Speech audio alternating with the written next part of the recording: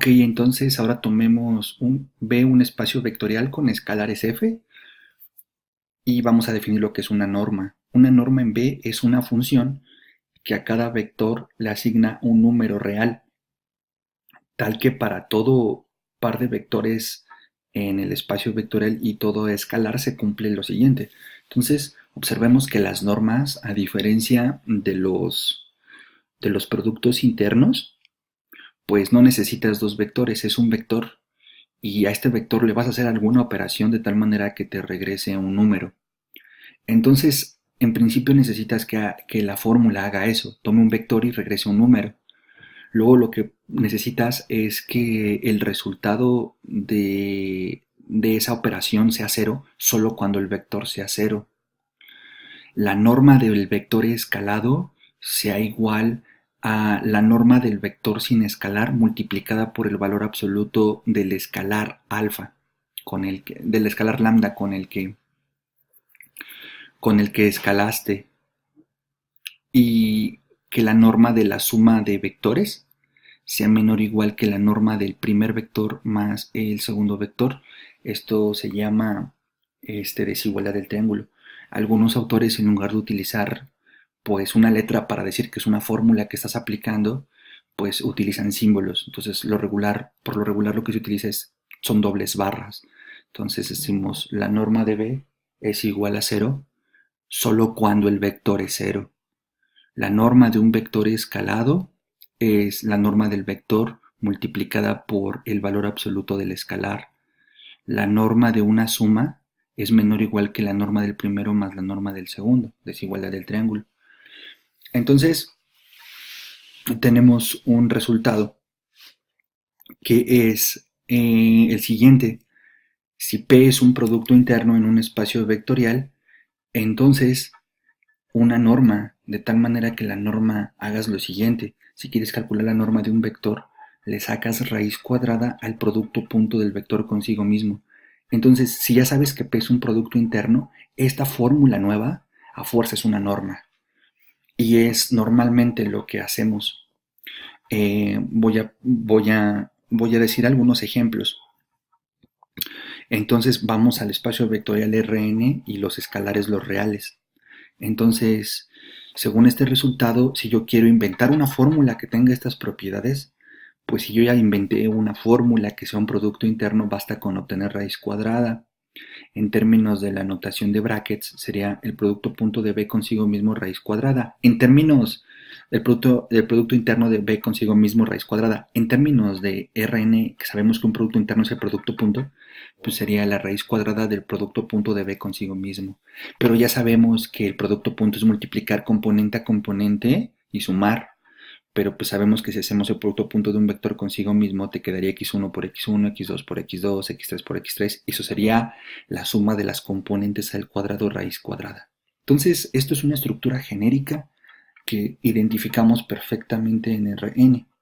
Entonces, este es el concepto de norma. ¿Para qué queremos normas? Pues las normas las queremos para medir, para ver cuáles son las longitudes. ¿Para qué queremos ver productos puntos? Pues para hacer proyecciones. Queremos ver unos vectores en términos de otros vectores y queremos ver cuánto miden estas proyecciones. Queremos poner unos vectores en términos de otros y ocupamos productos puntos y normas. Entonces, los productos internos y las normas no están restringidas a vectores de n componentes, están restringidas a espacios vectoriales en donde los vectores tienen otras estructuras como podrían ser funciones, que es lo que queremos explotar de esta sección. Entonces, similarmente, si tomamos ahora el espacio vectorial de las funciones continuas y los escalares en los reales, pues entonces una norma para la función f sería multiplicar f consigo mismo e integrar, pero f consigo mismo nos da f cuadrada. Si recordamos, el producto punto de f con g era la integral de f por g en el intervalo en donde tenemos el dominio de la función, pero pues como la norma, ese producto es la raíz cuadrada del producto interno de un vector consigo mismo, sería la raíz cuadrada de f por f, que sería f cuadrada. Observemos que esto ya es un número porque es una integral. y definida, eso ya es un número y le obtenemos raíz cuadrada. Y ahora cuando las funciones regresan números complejos, pues la norma de f sería f por su conjugado, lo integramos y raíz cuadrada. Y esto es muy común en ingeniería.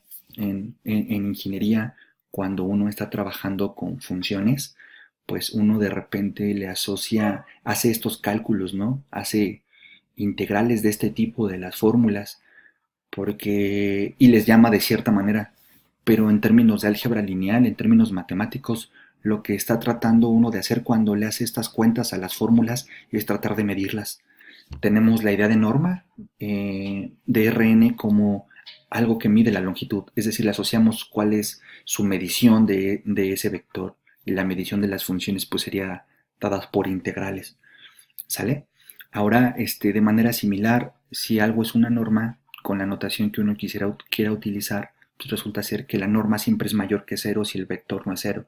Esto da la idea de longitud, ¿no? Estamos asociándole la longitud a algo que no es cero, tiene que medir algo positivo. Y esto se llama desigualdad de Cauchy-Schwarz. Lo que estamos diciendo es que el producto interno entre dos vectores, esto es un número, su valor absoluto siempre es menor o igual que la norma del primero por la norma del segundo, pensando que la norma la calculamos como la raíz cuadrada del producto interno de un vector consigo mismo. Ok, entonces damos dos definiciones para concluir esta parte. Entonces tomamos un espacio vectorial, tomamos dos vectores, decimos que estos vectores son ortogonales si su producto interno es cero. ¿Ok? En términos de Rn, dos vectores eran ortogonales si su producto punto era cero. El producto punto es un producto interno. Entonces, en Rn, la idea de ortogonalidad, si tú graficas a los vectores, pues coincide con el de ser perpendiculares. Entonces, tomando esa idea como una base para el pensamiento, pues entonces vamos a pensar que en espacios vectoriales que sean diferentes a Rn, pues la noción de ortogonalidad habla de una cierta perpendicularidad. Y bueno, un conjunto de vectores beta de un espacio vectorial B es ortonormal si cualquiera dos de ellos, cualquier parejita, su producto interno es cero, y si cuando le calculo el tamaño a cada uno de ellos es 1.